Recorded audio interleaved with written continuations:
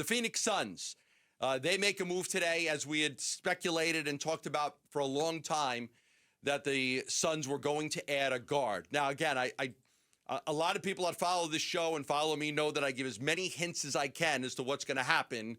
And I told you they're going to add a guard, either a point guard or a combo guard. And obviously, we love playing the Blue Oyster Cult, Don't Fear the Reaper, and Reapering guys. So we said no to Chris Paul.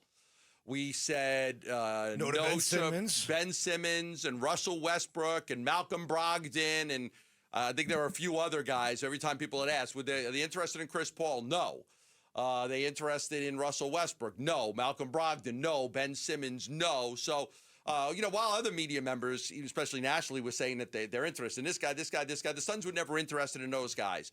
But we did say that they were interested in a guard/point guard. The Suns, the initial guy was Marcus Smart. So I'm not going to sugarcoat this and tell you they ended up with Jordan Goodwin today, but they were close on Marcus Smart. That was the guy that they wanted. That was the guy they liked. So, yes, Marcus Smart was the guy. When I kept saying they're interested in a guard, Marcus Smart was the guy. Now, Marcus Smart ended up going to L.A.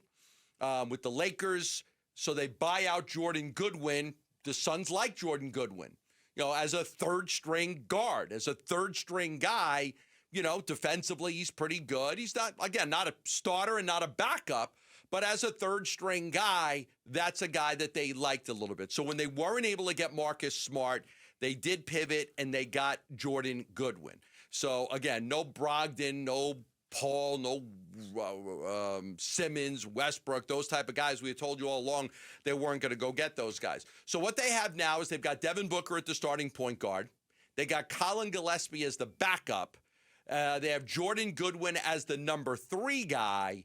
And then they're also looking at bringing in Jared Butler, non-guaranteed contract, okay, to compete with Goodwin and to see which guy could be the number 3 guy.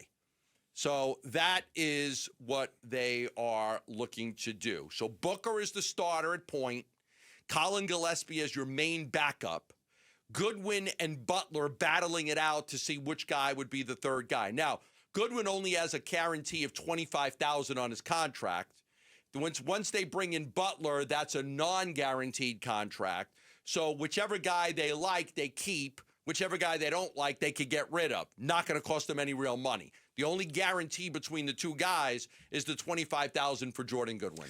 Injuries notwithstanding, I would not expect either player to end up in the Suns' rotation. At least I hope not. Things have gone terribly wrong if either one of these guys are. We saw Jordan Goodwin here for 40 games a couple of years ago.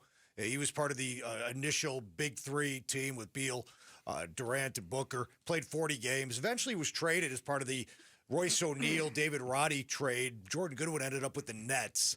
He was okay here in 40 games, but again, he's one of these guys that he provides you a little bit of a spark when he plays in small doses. He can defend. He's got really good size, Gambo. He's 6'4". Yeah. So there's a lot of things that he kind of stuffs the stat sheets a little bit, and I always kind of like that about him. But to be perfectly honest, he's just one of these guys that if he's playing significant minutes for you, you are going to lose basketball games. Listen, that's just the issue with Jordan Goodwin. Yeah, he was not their first choice. Like I'm going to tell, like they liked Marcus Smart. They didn't get him, but they liked Marcus Smart. And so now people keep asking, like, what are the Suns going to do? What are they going to do? Like, there's flexibility. Like, there's no rush to do anything. They've got mid-level. They've got, you never know who's going to get bought out, who's going to get cut. You never know if one of your guys gets injured. There's no need to fill that extra roster spot right now. I mean, there's just no need to do that. Now, people will keep asking me about Kuminga. Again, hard to do, just hard to do on Kuminga. I think that, again, I've always said that they like Kuminga.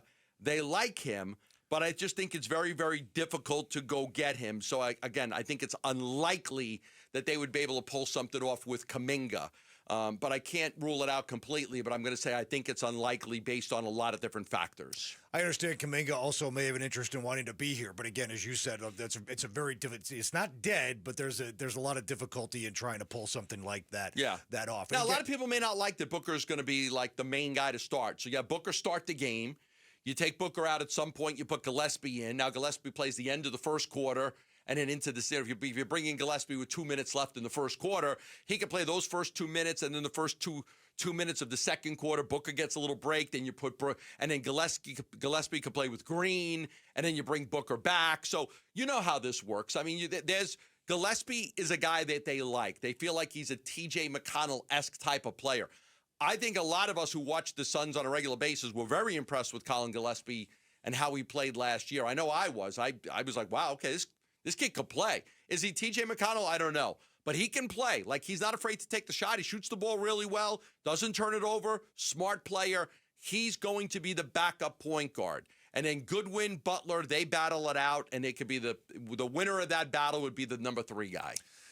Right, and one of those guys will not be here. Also, we're talking about the 14th and 15th guy potentially on the roster here. So Jordan Goodwin has history with Phoenix. Again, he played in 40 games back in the 2023-24 season. When he was traded to the Nets, they cut him the next day. Bounced around with Memphis for a little bit. Played with the Lakers last year, Gambo, and actually had some decent games. Only 29. He's actually started 5 games. But he popped a little bit for the Lakers, but clearly they didn't have an interest in keeping him over the abilities to get a Marcus Smart out there in free agency this offseason. Yeah, much difference, right? Again, no Marcus Smart or Jordan Goodwin. There's no comparison. There's no comparison. And Marcus Smart has been a proven player in this league for a long time.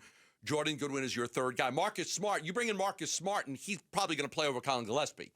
And Gillespie's more your third-string guy if you get Marcus Smart. But they weren't able to do that, so they bring in Goodwin. And, again, like, are they done? I can't say that they're done. They're fine if they're done. Like, they're fine if they're done.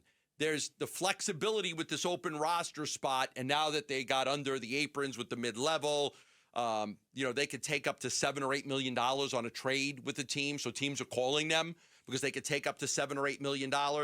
But it's good to keep that flexibility. You never know who's going to get bought out. You never know who's going to get cut. You never know if one of your guys gets injured and you got to go sign somebody.